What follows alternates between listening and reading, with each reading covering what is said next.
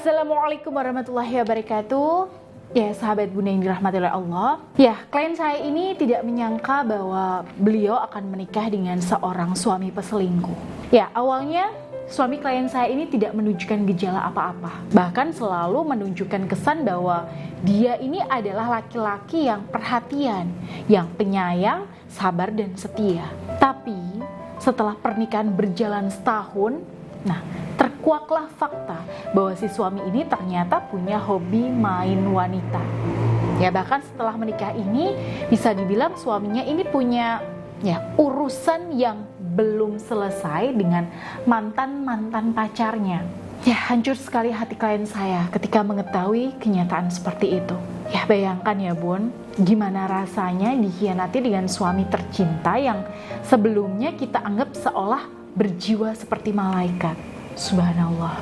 Dan sejak si suami ini ketahuan punya hobi selingkuh, ya rumah tangga klien saya ini terasa panas dan jauh dari ketentraman. Ya, hawanya uring-uringan Bun, penuh emosi dan sering cekcok. Klien saya sendiri merasa ingin menyudahi pernikahannya, tapi beliau ingat pada anaknya yang masih kecil. Karena itu, beliau dengan berat hati memutuskan untuk bertahan apapun resikonya. Dan karena itulah beliau menjalani ikhtiar dengan bimbingan saya secara lahir maupun spiritual, dengan pendampingan amalan zikir menggunakan tasbih karamah ar-Rahman sebagai wasilah untuk meluluhkan hati suaminya. Ya, karena beliau membulatkan tekad untuk mempertahankan rumah tangga, maka saya berikan beberapa tahapan. Ya, mungkin sahabat Bunda yang punya kasus serupa dengan klien saya juga bisa mengambil ibroh dari apa yang beliau jalankan. Saya berikan 3 nasihat pada beliau waktu itu, Bun. Yang pertama, luruskan niat lillahi ta'ala. Karena ikhtiar yang beliau lakukan ini nanti adalah ikhtiar jangka panjang. Maka saya minta beliau untuk menata batin beliau untuk bertawakal terus kepada Allah. Ya, jangan menggantungkan kebahagiaan pada suami. Di sini yang Bunda perlu lakukan adalah kekuatan batin dan cahaya ilahi untuk menguatkan hati Bunda, sekaligus menjaga energi aura Bunda itu tetap positif. Ya, itulah mengapa beliau selalu istiqomah mendawamkan zikir dengan tasbih karamah ar-Rahman dan juga melakukan ibadah-ibadah lainnya seperti sholat sunnah, tilawah Al-Quran, dengerin kajian agama dan sebagainya. Ya, untuk menguatkan hati beliau setiap hari. Lalu yang kedua, saya minta beliau untuk menutup mata dan telinga dari perselingkuhan suami. Ya, apapun yang Bunda dengar atau lihat terkait pelakor atau perselingkuhan suami, oke, Bunda abaikan saja. Jangan hiraukan sama sekali perselingkuhan suami, Bun. Bahkan nih Bun, jangan sekali-kali memarahi suami soal selingkuhannya. Ya, saran saya ini mungkin terkesan ekstrim ya Bun, mengada-ngada atau mungkin gak masuk akal. Bahkan mungkin Bunda bertanya-tanya nih, kok istri disuruh membolehkan suaminya selingkuh sih Bun? Gitu kan Bun? Maksud saya itu tidak seperti itu Bunda. Tidak memarahi suami ya bukan berarti mengizinkan suami untuk selingkuh, bukan. Tapi di balik diamnya istri ada strategi gerilya untuk mengambil kembali hati suami dari selingkuhannya tanpa disadari si suami. Ya, dengan menutup mata dan telinga setidaknya ada 2 keuntungan. Yang pertama, Bunda akan selamat dari rasa sakit hati. Karena semakin Bunda kepo, ya semakin Bunda banyak tahu tentang perselingkuhan suami, itu justru makin sakit hati Bun. Dan secara otomatis ya ikut melemahkan aura Bunda. Akhirnya ya ikhtiar Bunda malah gak akan jalan kemana-mana. Lalu keuntungan yang kedua, Bunda itu bisa fokus pada misi Bunda untuk mengambil hati suami. Dan inilah yang dilakukan klien saya. Beliau berusaha mencari tahu bahasa kasih suaminya, belajar bagaimana cara ngomong yang enak didengar oleh suaminya. Beliau berusaha menjadi versi terbaik diri beliau dan memberikan pelayanan semaksimal mungkin buat suami dan sebagainya. Ya, buat kebanyakan istri mungkin hal semacam ini tidak mudah untuk dilakukan ya.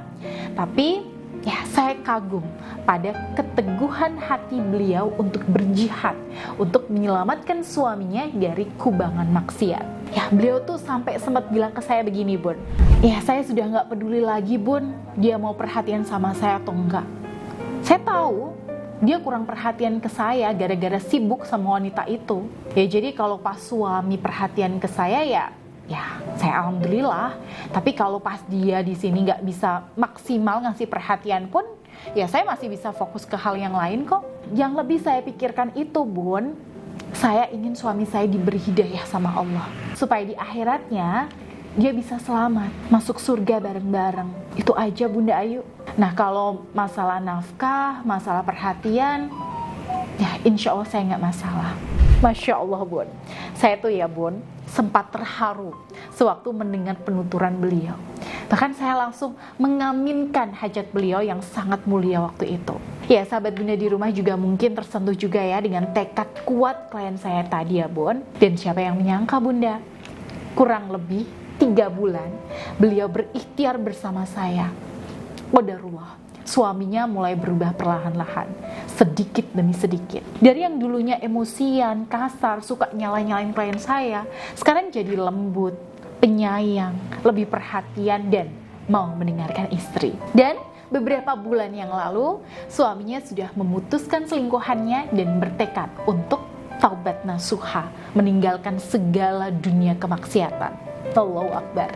Ya, sahabat Bunda yang senantiasa dirahmati oleh Allah, kasus klien saya ini mengingatkan saya pada ungkapan sekeras apapun, sebongkah batu, kalau ditetesi air terus-menerus, setetes demi setetes, pada akhirnya akan berlubang juga.